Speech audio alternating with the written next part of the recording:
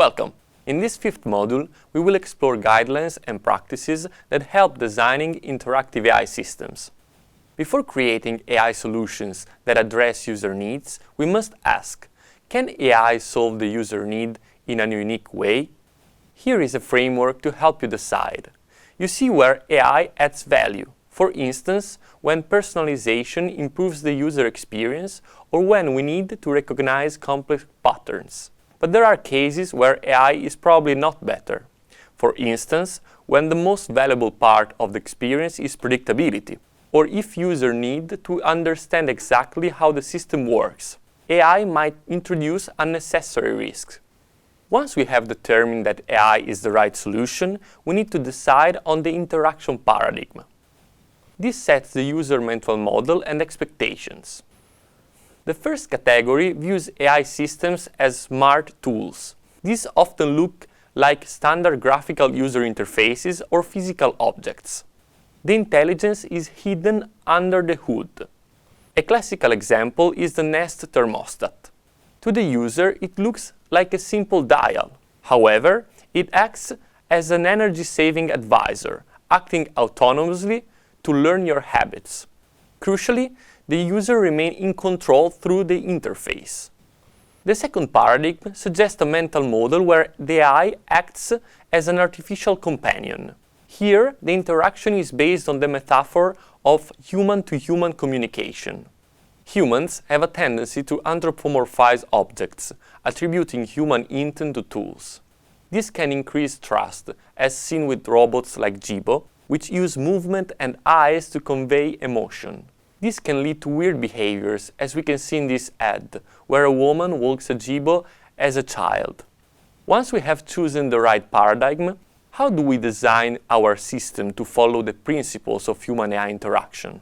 We must consider that AI-based systems can violate established usability guidelines of traditional user interface design, for instance, consistency or error prevention. Many AI components are inherently inconsistent. They may respond differently to the same text input over time or behave differently from one user to the next. Therefore, we need specific heuristics. For this purpose, we can use the guidelines for human-AI interaction proposed by Microsoft Research. These consist of 18 guidelines organized into 4 distinct interaction phases: initially, during interaction, when wrong, and over time. Let's examine a key guideline for each phase. Let's look at the first phase, initially. The core concept here is to manage expectation from the very beginning. We must clarify not only what the system is capable of, but also its reliability, so the user understands the level of uncertainty before they even start. For instance, Guideline 2 states, make clear how well the system can do what it can do.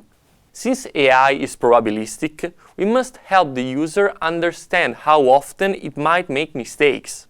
Here we can see how this is actuated in Apple Music, which uses language like "we think you like" to communicate uncertainty and anticipate frustration. Next is the second phase, during interaction. The core concept here is to align the system with the user's context and social norms. We must ensure the interaction feels natural and respectful of societal standards. For instance, Guideline 6 states, mitigate social biases. Since AI is trained on data that may contain biases, we must ensure its language and behaviors do not reinforce undesirable and unfair stereotypes. Here we can see how this is actuated in the Android predictive keyboard.